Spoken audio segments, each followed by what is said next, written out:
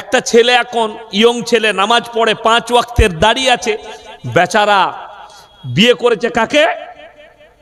একটা মাদ্রাসায় পড়া 20 পারা হাফেজ, 20 পারা হিফজ করেছে মেয়েটা, তাকে বিয়ে করেছে।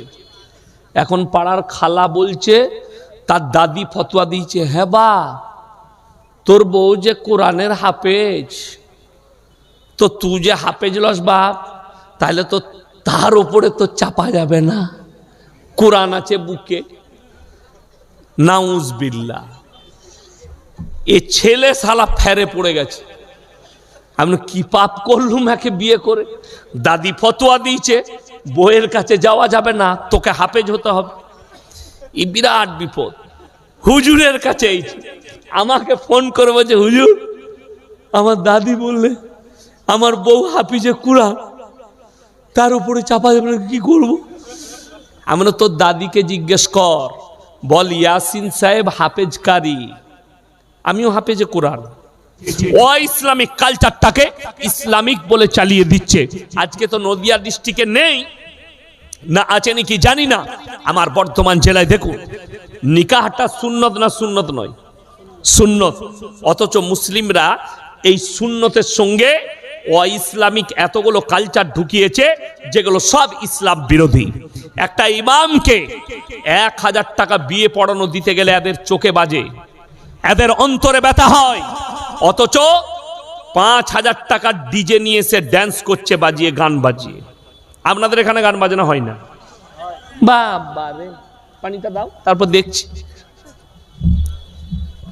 কত বড় কষ্ট লাগে বলুন। আচ্ছা, গান বাজনা হারাম না হালাল বাবা? হারাম। যদি গান বাজনা হারাম হয়, আচ্ছা আপনি বলুন তো, কেউ যদি ইমামকে ওই 5000 টাকার গান বাজনা না করে ইমামকে 5000 দেয়, ইমাম সাহেব দোয়া করবে না করবে না? আরে খেপা, তাহাজ্জুদে দোয়া করবে ইমাম সাহেব যে আল্লাহ আজকে অমুক ব্যক্তি তার বিটির বিয়েতে তাদের বিয়াই মশাই আমাকে বিয়ে পড়ানো 5000 টাকা দিয়েছে, আল্লাহ তুমি আর জানে মালে বরকত দাও, আল্লাহ তুমি এদের দাম্পত্য জীবনকে সুখী করো। বিসমিল্লাহ, আলহামদুলিল্লাহ। অথচ এটা এলো কোথা থেকে? ও ইসলামী। একটা আলেম অর্ডার দিয়েছে? কোন মৌলবি কোথাও বলেছে যে তোমরা গান বাজনা করবে বিয়েতে শাদিতে? বলেনি। আপনি অনুমতি নেননি। আপনি একটা বিয়ে করতে যাচ্ছেন, একটা বিয়ের অনুষ্ঠান করবেন, পরামর্শ কার কাছ থেকে নিচ্ছে? পাড়ার মোড়ল, গ্রামের মোড়ল, গ্রামের নেতা। ইমামকে ডাকবে না। কেন ডাকবে না? ইমাম সাহেব যদি বলে এটা হারাম, ওটা হারাম, এটাই, ওই জন্য ডাকবেন না। বড় কষ্টের বিষয়। আমি এমনি কোথাও বিয়েতে শাদিতে যাই না, আমার এক দূর সম্পর্কে আত্মীয় বলে, হুজুর আপনার গ্রামে আমার ছেলের বিয়ে দিচ্ছি, তার দিন ঠিক করবো, আপনি একবার আসবেন। আমি বললাম বর্ষাকাল, এখন তো জলসা নাই, তো যাব, কিন্তু আমি সারাদিন যেতে পারবো না, আমি আসরের নামাজ পড়ে যাব, চা পানিটা খাবো, দিন ঠিক করব, পালিয়ে আসবো। বলে ঠিক আছে, হয়ে যাবে। তো আমি কি করব, আসরের নামাজ পড়ে গেলাম, গিয়ে দেখছি আমি বলে চা পানি নিয়ে এসো। চা দিয়েছে, পাঁপড় দিয়েছে, চানাচুর দিয়েছে, বিস্কুট দিয়েছে, সব দিয়েছে, কিন্তু ডিম সিদ্ধ দেয়নি। আমাদের এখানে নিয়ম আছে না নাই যে মেহমানকে চায়ের সঙ্গে ডিম সিদ্ধ দিই না আমরা বাঙালিরা? দিই, ডিম দেয় না। আমি মনে মনে করলাম আল্লাহ ভুলে গেছে, না কিনে নাই, না পয়সা নাই, যাই হোক ওটা পেরিয়ে গেল। আমি মনে মনে করলাম ঘরে বউকে গিয়ে জিজ্ঞেস করব। আমার বিবি বললে যাও, আত্মীয় হয়, একটু আমার শ্বশুর কুলের কুটুম, বলে যাও, আমি তাই যাচ্ছি। গেলাম, এরপরে আমাকে বললে হুজুর কখন ডেট করব? আপনি জানো বিয়েটা পড়ান? আমি বললাম পড়াবো, কিন্তু সুন্নত তরিকায় হতে হবে। বলে হ্যাঁ। বলে তাহলে ডায়েরিটা খুলে ডেট বলুন। আমি ডায়েরিটা খুললাম, আমি বললাম ফাল্গুন মাসের প্রথম সপ্তাহে, শনিবার বিয়ে, রবিবার অলিমা, সোমবার মেয়ে জামাইকে নিয়ে যাবে। ছেলের বাপ বলছে দাঁড়ান আমি একটু আসি। আমি আমার ড্রাইভার দেখতে হবে কোথায় গেল। ও বাবা, ও বাইরে গিয়ে বড় মুফতি সাহেবকে ফোন লাগাইছে। আপনারা বুঝতে পারেন না বড় মুফতি সাহেবকে? বউ, ওর থেকে বড় মুফতি কেউ আছে? ওর থেকে বড় মুফতি কেউ নাই। তাকে লাগাইছে। সে তখন ওই দিক থেকে বলছে না শনিবার বিয়ে দিলে শনি লেগে যাবে, যা বুঝে করগা, হুজুরের ফতুয়া মুফতি সাহেবের। এসে আমাকে বলছে হুজুর শনিবার বিয়ে হবে না। কেন বাবা? বললে আমার বউ বললে কি শনি লেগে যাবে। আমি তাই? আমি শনিবার তোর বাম মরে গেলে কি করবি? তো রেখে দিতে হবে, শনি লাগা যাবে না, শনি লেগে যাবে। অবাক হবেন, আমার কথা মানলো না, ডেট করলো। আমি আল্লাহর কাছে মগরিবের সময় দোয়া করলাম, আল্লাহ এই বিয়ে যেন ভেঙে যায়। আল্লাহ কবুল করেছে। 3 মাস পরে বলছে হুজুর বিয়ে ভেঙে গেল। আমি বললাম আলহামদুলিল্লাহ। আমরা এরপর তোমার বউকে জিজ্ঞেস করো মুফতি সাহেবকে যে সোমবার বিয়ের ডেট করেলাম, এরপরে শনিটা কি করে এসে ওইখানে ঢুকে গেল। হ্যাঁ, আপনাদের মুর্শিদাবাদের রেজিনগরের ছেলে ফোন করে বলছে হুজুর আমাবস্যার রাতে কি বিয়ে করা যাবে? আমি বে মোটেই করবি না, বে কালো ছেলে হবে। কি বলবো, আমাদের কাছে সব দিনটাই সমান। আমি নিজে আমাবস্যার রাতে বিয়ে করেছি। আমরা বে খেপা, আমাবস্যার রাতেই বিয়ে করবি, অন্ধকারে তোর বন্ধুরা জ্বলাতে পারবে না। কথা বুঝতে পারেন? আমাদের দেশ ওই খালার আর ফুপুর ইসে চলছে, হাদিসে, হাদিসুন নিসা। ইমাম সাহেব বড় কষ্ট লাগে জানবেন। আমি প্রথমেই বলেছি আয়াতটা, ওয়াতু ইজ্জু মান তাশা ওয়া তুযিল্লু মান তাশা বিয়াদিকাল খায়র ইন্নাকা আলা কুল্লি শাইইন কাদির। জেনে রেখে দিবেন, টাকা থাকবে, সম্পদ থাকবে, খেতে পাবেন না। যাদের মনে হচ্ছে টাকায় খেতে পাওয়া যায়, সকালবেলায় উঠে কলকাতায় ট্রেন ধরে চলে যান, ধবুলিয়া থেকে ট্রেন ধরে কলকাতায় যান, প্রেসিডেন্টি জেলে গিয়ে পার্থবাবুকে জিজ্ঞেস করে আসুন, স্যার টাকায় কত সুদ? উনি বলে দিবেন টাকায় কত সুদ আছে। 250 কোটি টাকা গার্লফ্রেন্ডের ঘর থেকে বেরিয়েছে, জেলের ভেতরে বসে পুরা রুটি খেতে হচ্ছে। সকালবেলায় উঠে কৃষ্ণনগর টাউনে যাবেন, 100টা বড় লোক দেখিয়ে দেবো, সকালবেলায় আন্ডার প্যান্ট পরে ছুটছে। কি হলো বে? শয়সু গয়কার র। ডাক্তারে বলেছে 4.5 কিলোমিটার হাঁটবি সকালবেলায়। অনেকজন আবার ভয়ে নিজের বউকে নিয়েও হাঁটছে, খেপি এখন থেকে হাঁট, নাহলে তোকেও ধরে নিব। বউকু নিয়ে হাঁটছে। সুগার, 100 কোটির মালিক, কিন্তু রাতের বেলায় পুরা রুটি খেতে হয় করেলা ভাজি দিয়ে। কথাটা বুঝতে পেরেছেন না পারেননি? পুরা রুটি করেলা ভাজি দিয়ে খেতে হয়। কর্মচারী, আমি আজ থেকে 8 বছর আগে কলকাতার বজবজের কাছে, চড়িয়ালের কাছে, বজবজ ওই চটার কাছাকাছি এক জায়গায় জলসায় গেছি। রাত 11টায় জলসা শেষ। আমার জলসাই শেষ হলো, হাজি সাহেব একজন বললে হুজুর আমার বাড়িতে দাও। বাড়ির গেটে ঢুকে আমার মাথায় তাক পড়ে গেছে। তার ম্যানেজারকে জিজ্ঞেস করলাম, বলে হুজুর 35 কোটি টাকার বাংলো, এটা 5 বিঘে এরিয়া নিয়ে আছে বাংলোটা। ডাইনিং টেবিলে 50 জন বসে খাবে। কে কে বসেছে? আমি, আমার ড্রাইভার, ইমাম, মুয়াজ্জিন, তিনার ম্যানেজার, কর্মচারী, খেটে খাওয়া লোক বসেছে। হাজি সাহেব আমার পাশে বসেছে।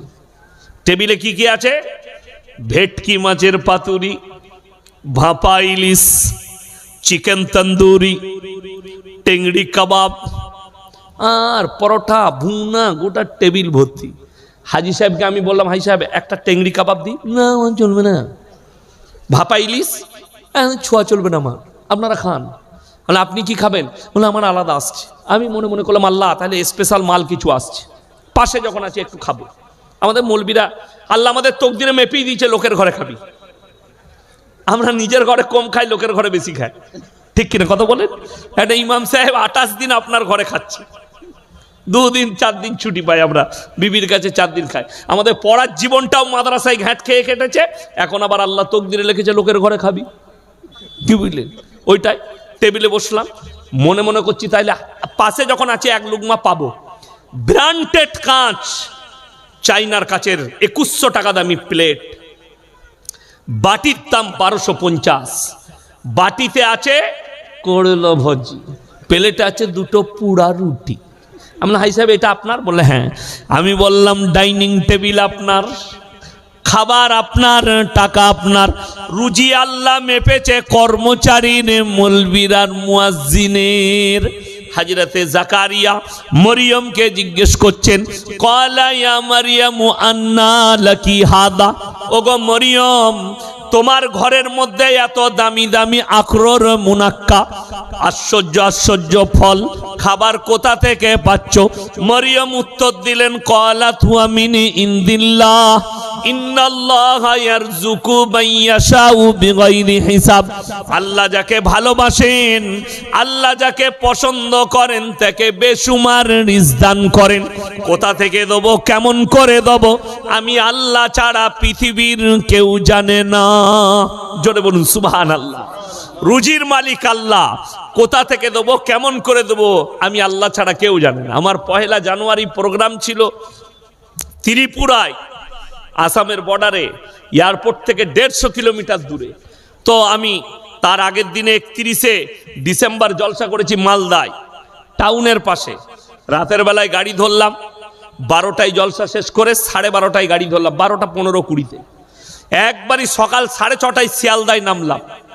আমার ফ্লাইট ছিল 12:30টায়, 12:20-তে। আমি এয়ারপোর্ট 8টার মধ্যে, 8:30টার মধ্যে ঢুকে গেলাম। তো 1 কাপ কফি খেলাম। কফি তো লয়, ইন্দুর মারা 20, 140 টাকা দাম। কি বুঝলেন? আমি বললাম, আল্লাহ, ইন্দুর মারা 20 খাওয়া ভালো, খেতে হবে। খেলাম, বসে আছি। তো একজন অফিসার 10টার সময় আমার উপরে নজর পড়েছে, আমাদের বর্ধমান জেলায় বাড়ি। তো সে ছুটে এলো, হুজুর কিছু খাওয়া দাওয়া করেছেন, আমি আপনার ভক্ত। আমি বললাম, না, আমি ত্রিপুরায় গিয়ে খাবো, আমার হাত ছাড়ে না, খেতেই হবে আমার সঙ্গে। তার অফিসে নিয়ে গেল, নিয়ে গিয়ে সে একটা থাল কিনে নিয়ে এলো। থাল, চাওয়াল আছে, ডাল আছে, চাটনি আছে, আপনার 2 রকম সবজি আছে, পাঁপড় আছে 2-4টা, আর একটা রসগোল্লা আছে। খেলাম। আমি বললাম, ভাই কত লিয়েছে? বলছে 760 টাকা। আমরা নাউজবিল্লাহ, আমার মাদ্রাসায় একদিন সংসার চলত। যাই হোক, আমি যেটা বলতে চাইছি, আমি নিয়ত করেছি ত্রিপুরায় নেমে খানা খাবো। আল্লাহ রুজি মেপেছে এয়ারপোর্টে ওই ভাইয়ের হাত ধরে। পৃথিবীর মানুষ, তুমি জানোই না তোমার মৃত্যু কবে হবে আর রুজি কোথায় লেখা আছে। আমি বলে যাচ্ছি, কলকাতায় গিয়ে দেখতে পাবেন, কৃষ্ণনগরে পাবেন, কোটি টাকার মালিক রাতের বেলায়, রাত 2টোর সময় মদ খেয়ে প্রবেশ করে বাড়িতে, গাঁজা খেয়ে প্রবেশ করে, আর বউ শুয়ে থাকে কুকুরের সাথে। আর আপনি এই গ্রামের মানুষ, ধুবুলিয়া থানার এলাকার মানুষ, আপনি রাতের বেলায় এশার নামাজ পড়ে মাঠে খাটেন, বিবির সঙ্গে ডাল আর আলু সানা আর একটা ডিম ভাজি দিয়ে 1 দস্তরখানে ভাত খেয়েছেন। ফজর পর্যন্ত বিবির গলায় হাত রেখে ঘুমাতে পেরেছেন। আল্লাহর শুকর আদায় করুন ফজরের নামাজ পড়ে। আল্লাহ আমার থেকে বড় সুখী কেউ নেই। যারা মনে করছেন টাকায় সুখ, তারা তাকিয়ে দেখুন, যার যত বেশি টাকা তার তত বেশি দুঃখ। শুধু দুঃখ নয়, এই দুনিয়ায় নয়, পরকালেও আছে। রাসূল আকরাম সাল্লাল্লাহু আলাইহি সাল্লাম হাদিস বর্ণনা করলেন, যারা গরিব মুমিন ব্যক্তি আছেন তারা শুনেন, একজন বড়লোক মুমিনের থেকে একজন গরিব মানুষ মুমিন ব্যক্তি 500 বছর আগে জান্নাতে প্রবেশ করবে। জোরে বলুন সুবহানাল্লাহ। সব থেকে বড় জিনিস, হাত তুলে বলুন তো, আজ থেকে 5 ওয়াক্তের নামাজি সবাই হব। জোরে বলুন ইনশাআল্লাহ। যুবক যুবতী উভয়কে বলছি, নামাজ পড়ো, নামাজ পড়ো। কিয়ামতের আলামত উলামারা দেখতে পাচ্ছেন। করিবান, কিয়ামত কাছে, কিয়ামত দোরগোড়ায় এসে পৌঁছে গেছে। আলামত গুলো আস্তে আস্তে প্রকাশ পাচ্ছে। আপনি রাস্তা পাবেন না, সেই দিনে ইস্তেগফারের কোনো রাস্তা থাকবে না। আমার বন্ধুগণ, আমার ভাই, আল্লাহর কাছে ইস্তেগফার করে কাঁদুন, আল্লাহ আমার জীবনের পাপগুলো মার্জন করে দাও, ক্ষমা করে দাও, আজ থেকে আমাকে নতুন জীবন যেমন করার তৌফিক দান করো। আল্লাহর কাছে কাঁদো আর 5 ওয়াক্তের নামাজি হও। হালাল রুজির ওপরে বিশ্বাসী হও, হালালের ওপরে টিকে থাকো। শুনে রেখে দেন, যে মুসলমান যখন দিন থেকে সরে যাবে, আল্লাহ রাব্বুল আলামিন তাদের কাছে অত্যাচারী জালিম বাদশা পাঠিয়ে বদলা নেবেন। হে মুসলমান, শুনে নাও, আপনি কি মনে করছেন ইসলাম মিটে যাবে? না, কোরআন মিটে যাবে না। পৃথিবীর কোনো শক্তির ক্ষমতা নেই ইসলামকে মিটাই, পৃথিবীর কোনো শক্তির ক্ষমতা নেই কোরআনকে মিটাই। আপনি কি ভাবছেন মিটে যাবে? না। আর কটা কুত্তা চিল্লাচ্ছে, এদিকে দিকে লাভ নাই। আরে শুনেলেন, তসলিমা নাসরিন মুসলিম ঘরেই জন্ম নিয়েছে, কোনো হিন্দু ঘরে জন্ম নেয়নি, রসুলের দুশ্মন। অথচ এই মেয়েটা আমাদের দেশের কিছু শিক্ষিত লোকের কাছে বলছে এই মেয়েটা দারুণ স্পষ্টবাদী, অথচ সে লজ্জা বয়ে নিজে লিখেছে আমি আমার মাকে আমার চাচার মশারিতে দেখেছি। যার মা তার চাচার মশারিতে, যার জন্মটা চাচার দ্বারা, এটা তো হারাম সন্তান। শুধু তাই নয়, আমি 1 মাস আগে চ্যালেঞ্জ ছুড়েছি, কলকাতা বাগুইয়াটির একটা মুসলিম বলছে নিজেকে, আমি তাকে বলেছি 10 মিনিট সময় নেব না, যদি বাপের বিটি হও, তার নাম হচ্ছে নাজিয়া ইলাই খান, প্রতিনিয়ত দাড়িকে গাল, টুপিকে গাল, লম্বা জামাকে গাল, আর আমাদের তো নাম রেখেছে ইয়ে মাদ্রাসা ছাপ। আমরা মাদ্রাসা ছাপ। বড় কষ্ট লাগে। একটা এটিএম চুরি করতে গেলে মাদ্রাসায় পড়া লাগে না? লাগে না? কথা বলে না? মাদ্রাসায় পড়লে এটিএম চুরি করতে পারবে? এটিএম ডাকাতি করতে গেলে কি হতে হবে? ইঞ্জিনিয়ার। ইঞ্জিনিয়ার কোথায় হয়? মাদ্রাসায়। হ্যাঁ, কলেজে হয়। বড় দুঃখের বিষয়। তারপরও দোষ হচ্ছে মাদ্রাসায় জঙ্গি তৈরি হয়। বড় কষ্ট। আমি আপনাকে দলিল দিয়ে যাচ্ছি। বেলডাঙ্গায় যে দ্বন্দ্ব হয়েছিল, আল্লাহকে গালি নাম লেখা হয়েছিল, ছেলেটার নাম হচ্ছে সায়ন হালদার, কল্যাণী বিশ্ববিদ্যালয়ের স্টুডেন্ট। তাহলে নিশ্চয় এই ইউনিভার্সিটি আর বিশ্ববিদ্যালয়গুলো কি তৈরি করে? জঙ্গি তৈরির আঁকড়া হচ্ছে আসলেই কলেজ ইউনিভার্সিটি, মাদ্রাসা নয়। আমরা মাদ্রাসায় যেটা বলি, বাবা বাপ মায়ের খিদমত করবে, জোরে বলুন সুবহানাল্লাহ। বাপের সঙ্গে খারাপ ব্যবহার করো না, তোমরা জিনায় লিপ্ত হইও না, তোমরা খারাপ কাজে লিপ্ত হইও না, মানুষের উপকার করবে, ক্ষতিকারও করো না। এটা দিয়ে দিই। এরপর বলে দিই, একটা মানুষের জন্য গোটা কমিউনিটি দায়ী হবে না। এই সিদ্দিকুল্লাহ ভাই বললে না মসজিদে জুতো চুরি হয়, শুনে রেখে দেন, নামাজি কখনো চোর নয়, চোর নামাজি সাজে। আর একটা লোক চুরি করলে গোটা কমিউনিটি, একটা মুসলিম সমাজ চোর নয়। ঠিক কি না কথা বলেন? একটা হিন্দু মেয়ে, তার নাম হচ্ছে নূপুর শর্মা, রসুলকে গালি দিয়েছে, যার কারণে গোটা হিন্দু সমাজ দায়ী নয়। তাদেরকে আপনি গালি দিতে পারেন না, তার ধর্মকে তার জন্য গালি দিতে পারেন না। তার জন্য দায়ী হচ্ছে সেই মেয়েটা নিজে, নিজে দায়ী। আগে আপনি ঘরটা সামালেন। আরে এটার জন্য আন্দোলন হয়েছে, কলকাতায় আন্দোলন হয়েছে, দিল্লিতে আন্দোলন, মুম্বাইয়ে। আর গোটা আমাদের দেশের মুসলমান নয়, পৃথিবীর মুসলমানরা চোখে কালো চশমা পড়েছে, এদের নজরে আসেনি? সৌদি আরবের বাদশা সালমান প্রিন্স 1 মাস আগে রিয়াদে একটা কনসার্ট করেছে, গানের কনসার্ট, যার পেছনে স্ক্যানার যেটা ছিল সেটা হচ্ছে কাবাঘর। আর স্টেজে যে মেয়েটা ড্যান্স করেছে সে হচ্ছে পৃথিবীর সবথেকে ন্যাংটা মেয়ে জেনিফার লপেজ। ন্যাংটো ড্রেস পরে, গোটা শরীর খোলা, খালি তার লজ্জা স্থান আর এই বুকগুলো, তার চেস্টগুলো খালি ঢাকা, বাকি তার শরীরের সব খোলা। এই মেয়েটা ড্যান্স করছে কনসার্টে, আর তার ছবিটা উঠছে ওই কাবা ঘরের স্ক্যানারে। গোটা পৃথিবী নীরব হয়ে দাঁড়িয়ে আছে। ইসলামী রাষ্ট্র সৌদি আরব যেটা করেছে, যদি এটা জেনে শুনে করে, শুনে রেখে দেন, ইসলাম কোরআনের আইন বলছে একে সঙ্গে সঙ্গে হত্যা করা দরকার, হত্যা করে দিতে হবে। এটা হত্যার যোগ্য কাজ করেছে, এটা ইসলামী আইন। অথচ গোটা পৃথিবীর সবাই যারা আন্দোলনে নেমেছিল নূপুর শর্মার বিরুদ্ধে, তার কাছে তো ঈমান নেই, তার কাছে তো রসুলের জ্ঞান নেই, তার কাছে তো রসুল সম্পর্কেই জ্ঞান নেই, আল্লাহ সম্পর্কে জ্ঞান নেই। তার লেগে তো আমি দোয়া করেছি, আল্লাহ যদি তকদিরে ঈমান লেখা থাকে নূপুর শর্মাকে ঈমান দান করো, তা না হলে পৃথিবীর মানচিত্র থেকে মুছে দাও। বলুন আমিন। তুমি সালমান প্রিন্সের জন্য কজন আন্দোলন করেছে, কটা নেতা মন্ত্রী বলেছে এ সব থেকে বড় অবমাননা করেছে সালমান প্রিন্স।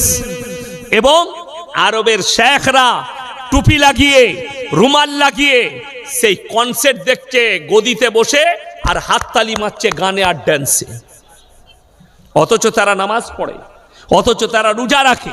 ওই জন্য আমি বললাম মুসলমান ঘরে জন্ম নিয়ে কাফের হয়ে যায়, মুমিন হয়। কাফেরের ঘরে জন্ম নিয়ে মুমিন হওয়া যায়। যদি বলেন দলিল দেন, আমি হিন্দুস্তানের মাটিতে একটা রিসেন্ট দলিল দিচ্ছি। বাবরি মসজিদের ওপরে যে লোকটা প্রথম হামবার মেরেছিল তার নাম বলবীর সিং। এই বলবীর সিংকে আল্লাহ ইসলামের জন্য কবুল করেছে, জোরে বলুন সুবহানাল্লাহ। এর হিস্ট্রি জানেন, এর মধ্যে কতটা ইসলামের প্রতি ঘৃণা ছিল। এই বলবীর সিং বাবরি মসজিদ ভেঙেই থেমে থাকেনি, সেখান থেকে দুটো ইট এনেছিল। তার মা বললে বাবা এই ইট দুটো কিসের? বললে ওই বাবরি মসজিদের ইট। কেন এনেছিস? বললে আমি সকাল আর সন্ধ্যা এই ইটের ওপরে পিশাব করব, জোরে বলুন নাউজুবিল্লাহ। তার এই পিশাব করাটা আমার আল্লাহ কবুল করেছেন এবং তাকে ইসলামের জন্য কবুল করে নিয়েছে। সকলে জোরে বলুন নারায়ে তাকবীর, আরো জোরে বলুন নারায়ে তাকবীর।